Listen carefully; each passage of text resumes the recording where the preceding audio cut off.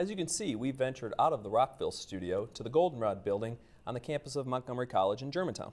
And we're here today with some very special members of the Montgomery College community. They spent their spring break in Biloxi, Mississippi, working with Habitat for Humanity.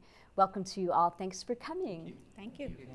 I'd like you to start by telling us a little bit about yourselves. I'm Debbie Higby Holmes. I'm the Director of Student Life for the Germantown Campus of Montgomery College. I'm Holly Parsons, and I'm studying General Studies. I'm Chanel Fenton, and I'm a General Studies major. I'm Phu Cao. I'm an international student. My major in business and management. I'm David Kim, and I'm a political science major here at Montgomery College. I'm Gabriel Spiro. I'm a history and political science major. And I'm Gretchen Wagaman, and I'm the AmeriCorps member in the Office of Student Life on the Germantown campus. While many of the young adults your age are going to Florida on spring break or catching up on sleep or even working at their own jobs, tell us a little bit about what made you go to this alternative spring break.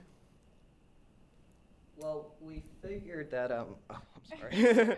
Okay. Well, I think all of us kind of decided to go on the Habitat for Humanity alternative spring break trip because we felt that doing something like this, we don't get an opportunity to do something like this, every day while we're still young, and we don't have nearly as much on our plate as we would if we had a full-time job or we had bills to pay or things like that. We had the opportunity to do this now, so we figured that by doing this, it gives us a chance to learn a lot more learn stuff that you can't learn inside the classroom, and you're able to just basically contribute your time to the community. The reason I went was because I had wanted to be able to give something back to the hurricane relief effort. We don't normally always get an opportunity because we're just poor college students, and this was a wonderful opportunity to be able to really give something back in the amount of time. And so with the help of the Student Life Office and the Habitat group from Frederick County, we were able to go down and actually help people in need. And I know some of you had some experience with building or remodeling or construction in the past, but David, I know you said this was really the first time that you had ever picked up tools. Tell me about what that learning curve was like. Okay, where do I start? Well, basically, I've never worked in construction before at any time in my life, and I barely have really any experience. Before this, I barely had any experience with using tools or even power tools. The first day that I actually had to work with a hammer and a nail, I made a bad habit of whenever I hit the nail down, I would end up bending the nail down. Oh, we've all been there. So it kind of became a running joke that whenever anybody saw a bent nail on site, it was because of me. But we had to blame you.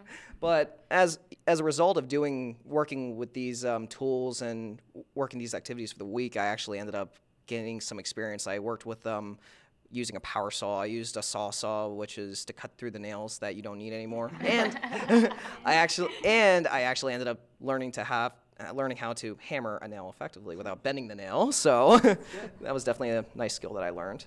Great. Debbie and Gretchen, can you talk a little bit about the steps it took to get to Biloxi, whether it be the fundraising and the organization of the process?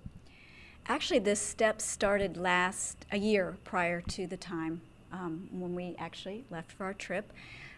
We did have a trip last year with Habitat for Humanity, the Frederick affiliate, and they specifically arranged their trip this year during our spring break.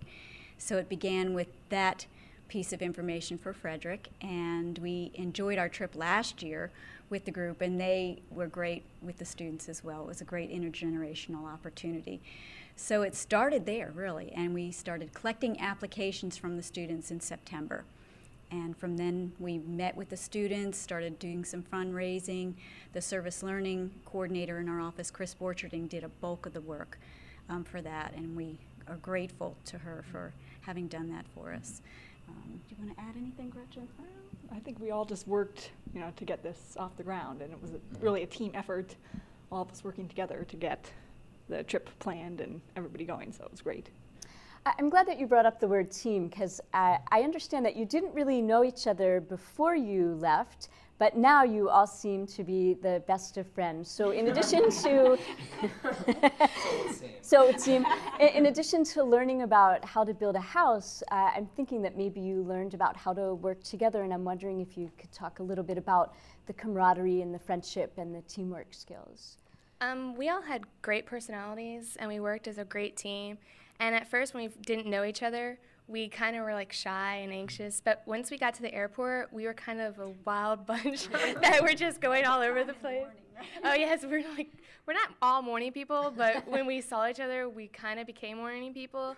But down there, if we needed help, it was there to ask for it.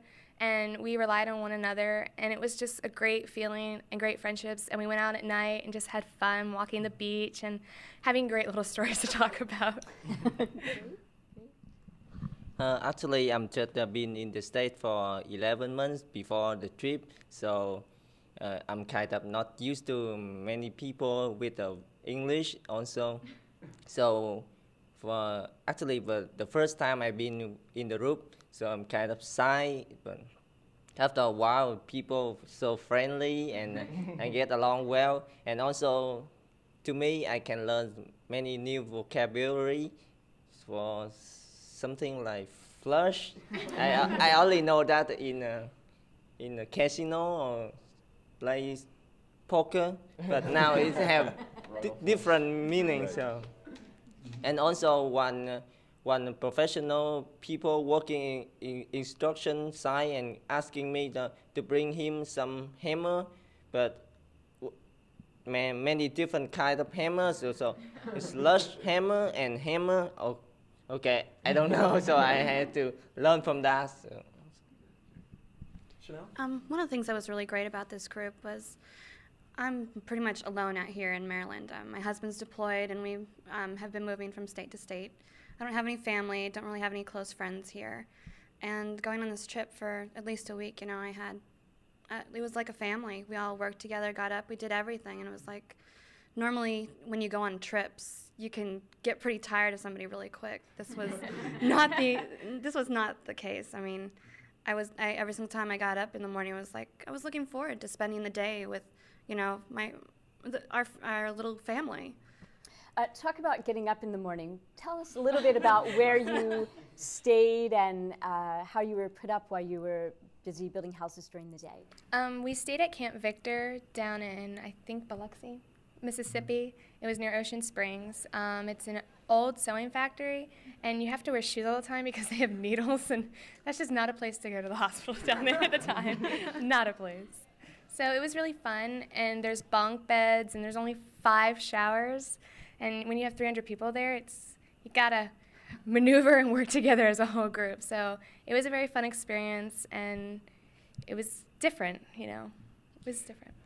For me, as many of us have already said, we are not morning people. And all of my friends know I am not a morning person. And our days started at 6 a.m., wake up. And we were in these large communal sleeping areas, and there were around, you know, maybe 50 people in a room. Well, that also equaled to 50 alarm clocks. And because it was a converted warehouse, there really wasn't any roofs to the room. So you could hear things from other rooms as well. So there was maybe, you know, 250 alarm clocks could go off in the morning. And some people like to wake up early. And so, yeah, you definitely were waking up at 5:30, and you weren't going back to sleep. So, yeah, for me, it was wonderful being able to get up that early. I haven't done it since. Yeah, or you'd be waking up with lights that come on at 6, and you're not used to that, and they go off at 10, and then, like, some people just wouldn't go to sleep, and you would never go to sleep. But, yeah.